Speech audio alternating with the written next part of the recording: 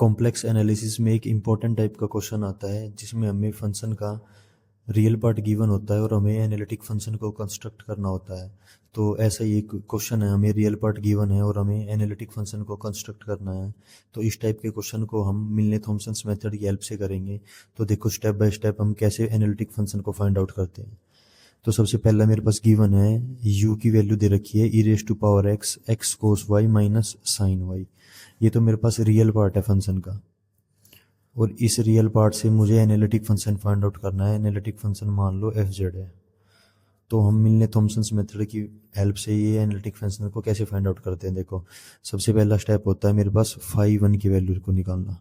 Phi one Z comma zero. अब ये phi one Z comma zero क्या होता है, ये होता है u का partial derivative with respect to x। u क्या है हमारे पास, u हमारे पास रियल पार्ट है फंक्शन का जो गिवन है। और जब हम इसका पार्शियल डेरिवेटिव निकाल लेंगे तो लास्ट स्टेप में x की जगह हम z को पुट करेंगे और y की जगह जीरो को पुट करेंगे। अब देखो u का पार्शियल डेरिवेटिव करेंगे विद रिस्पेक्ट टू x। तो सबसे पहले क्या करेंगे, इसमें प्रोडक्ट रूल लग रहा है। देखो ये भी x का फंक्शन है, ये भी x का फंक्शन है। तो सबसे पहले क्या करेंगे, e की पावर x को एज इट इज रखेंगे, अंदर वाले का डेरिवेटिव करेंगे विद रिस्पेक्ट टू x। अब पार्शियल डेरिवेटिव x के रिस्पेक्ट में है तो y हमारा कांस्टेंट हो जाएगा। तो x कोस y का क्या हो जाएगा, सिंपल कोस y आ जाएगा, क्योंकि कोस y वाली टर्म हमारी कांस्टेंट रहेगी ना। और माइनस में y साइन y का जीरो हो जाएगा। फिर क्या करते हैं प्रोडक्ट रूल में प्लस, अब x कोस x वाली पार्ट एज इट इज रह जाएगा, x cos y minus Y sine Y. अब e raise to power X का क्या हो जाएगा, एक्स के रिस्पेक्ट में e raise to power X ही रह जाएगा। तो ये हमारा यू का पार्शियल डेरिवेटिव आ जाएगा विद रिस्पेक्ट टू एक्स। तो इसको थोड़ा और सिंप्लीफाई करके लिख दो, क्या बन जाएगा, e raise to power x complete में से कॉमन ले लो, ये बन जाएगा cos y plus x cos y minus Y sine Y.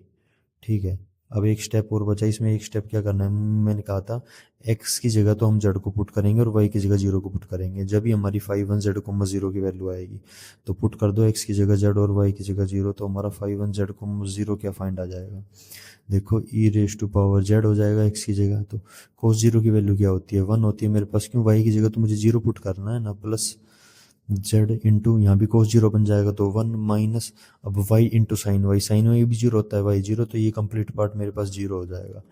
तो five one Z comma zero की वैल्यू क्या आई, e raise to power z into one plus z, ये हमारा फाइव वन हो गया। अब ऐसे ही मुझे फाइव टू निकालना होता है। अब ये फाइव टू कैसे निकलता है, देखो phi two Z comma zero, ये क्या होता है, अभी हमने यू का पार्शियल डेरिवेटिव निकाला विद रिस्पेक्ट टू एक्स। अब ऐसे ही हमें यू का पार्शियल डेरिवेटिव निकालना है विद रिस्पेक्ट टू वाई।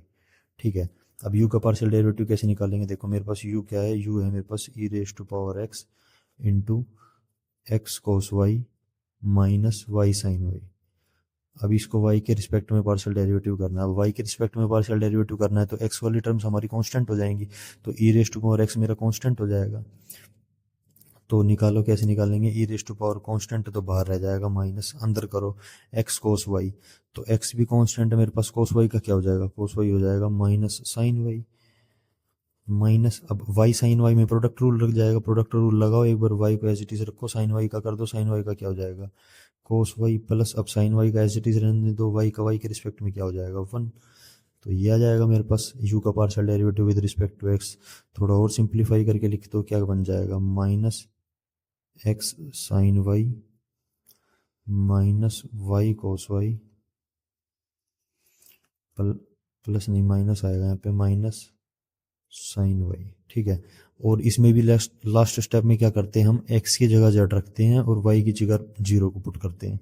तो करो x की जगह z को पुट करो, यहाँ क्या बन जाएगा, e raise to power z minus z into sine zero क्या हो जाएगा, जीरो, माइनस वाई जीरो है तो zero, minus sine zero zero, तो ये कंप्लीट पार्ट मेरे पास जीरो बन जाएगा, क्यों, जेड की मल्टीप्लाई भी जीरो से करेंगे, फिर e raise to power z को मल्टीप्लाई करेंगे तो ये मेरे पास जीरो आ जाएगा। तो five two Z comma zero की वैल्यू क्या आई मेरे पास, five two Z comma zero की वैल्यू आई जीरो। अब मिलने थॉमसन्स मेथड पे मेरे पास फॉर्मूला होता है एनालिटिक फंक्शन का। एनालिटिक फंक्शन जो हम फाइंड करते हैं वो क्या होता है, वो होता है इंटीग्रेशन ऑफ, जो हमने phi one Z comma zero find out करा वो लिखो, minus iota phi two Z comma zero लिखो, इसका इंटीग्रेशन करो और प्लस हमारा सी लगाओ। ठीक है, अब इसमें वैल्यूज पुट कर दो, क्या क्या वैल्यूज आई है मेरे पास, five one Z comma zero की वैल्यू क्या आई है, five one Z comma zero की वैल्यू आई थी मेरे पास e raise to power z into 1 plus z.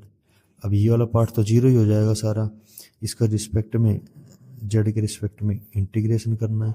अब देखो इसका इंटीग्रेशन कर दो, क्या हो जाएगा, पहले ई की पावर जेड को अंदर मल्टीप्लाई करो तो क्या रह जाएगा, integration of e raise to power z plus z into e raise to power Z D Z plus c. अब ई रेज टू पावर जेड का जेड के रिस्पेक्ट में ही तो इंटीग्रेशन है, तो ये तो सिंपल ही हो जाएगा, पर इसमें दो फंक्शंस की प्रोडक्ट है तो इंटीग्रेशन बाय पार्ट्स लगा दो। तो e raise to power Z का तो e raise to power Z हो जाएगा, प्लस इसका जो हम इंटीग्रेशन फाइंड आउट करेंगे Z into e raise to power Z D Z plus V, इसको हम इंटीग्रेशन बाय पार्ट से करेंगे, जिसमें हम आइलेट रूल लगाते थे, याद होगा तुम्हें। तो ये क्या हो जाएगा, e raise to power z plus, इसमें क्या करते थे, first function as it is, second का इंटीग्रेशन, इसमें फर्स्ट फंक्शन कौन हो जाएगा, फर्स्ट हमारा ये हो जाएगा, सेकंड हमारे पास ये हो जाएगा, क्योंकि आइलेट में एक्सपोनेंशियल लास्ट में आ रहा है ना। तो फर्स्ट हमारा एज इट इज रहता है, जेड एज इट इज आ जाएगा, integration of e raise to power z क्या हो जाएगा, e raise to power z minus integration of first का डेरिवेटिव होगा, तो जेड का जेड के रिस्पेक्ट में डेरिवेटिव क्या होगा, 1 into integration of e raise to power z होता है, तो e raise to power Z का integration e raise to power Z हो जाएगा इंटू ई जेड प्लस में सी। तो क्या आ जाएगा, सिंप्लीफाई करने के बाद ये आ जाएगा e raise to power z plus z into e raise to power z minus e raise to power z plus में सी। अब ये चीज़ कैंसिल हो जाएगी मेरे पास, तो एफ जेड की वैल्यू क्या आ जाएगी, एफ जेड की वैल्यू हो जाएगी z e raise to power z plus में सी। तो ये मेरे पास एनालिटिक फंक्शन आ जाएगा मेरे पास, ठीक है। तो मेरे पास जो फंक्शन का रियल पार्ट गिवन था उससे मैंने एनालिटिक फंक्शन को फाइंड आउट कर दिया। मिलने थॉमसन्स मेथड इसी चीज़ में मेरा हेल्पफुल होता है कि मेरे पास फंक्शन का रियल पार्ट गिवन हो या फिर इमेजिनरी पार्ट गिवन हो, तो मैं उससे कंप्लीट एनालिटिक फंक्शन को फाइंड आउट कर सकता हूँ। Thank you everyone.